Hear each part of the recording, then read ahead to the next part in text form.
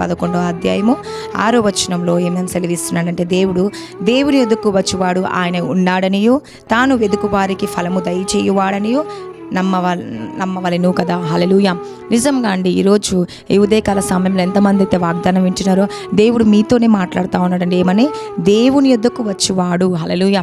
చూడండి, చాలామంది దేవుని యొద్దకు వస్తారు, ఆయన సన్నిధికి వస్తారు, ఆయన దగ్గరికి వస్తూ ఉంటారు. కానీ ఏం చేస్తూ ఉంటారంటే నమ్మరు, విశ్వసించరు.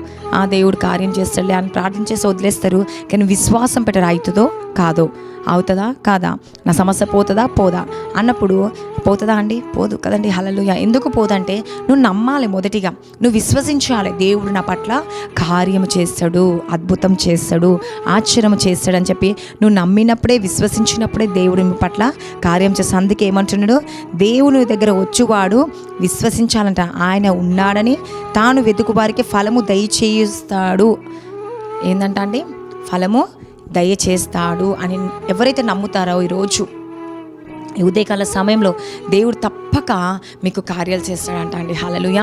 కాబట్టి ఈరోజు మీరు ఫలము పొందాలంటే, మీరు విజయం పొందాలంటే, మీరు ఆశీర్వాదం పొందాలంటే దేవుడు అనేక అద్భుతాలు జరిగించబోతారు. కాబట్టి మొదటిగా మీరు నమ్మండి.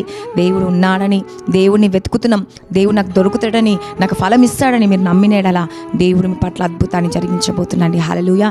మీరు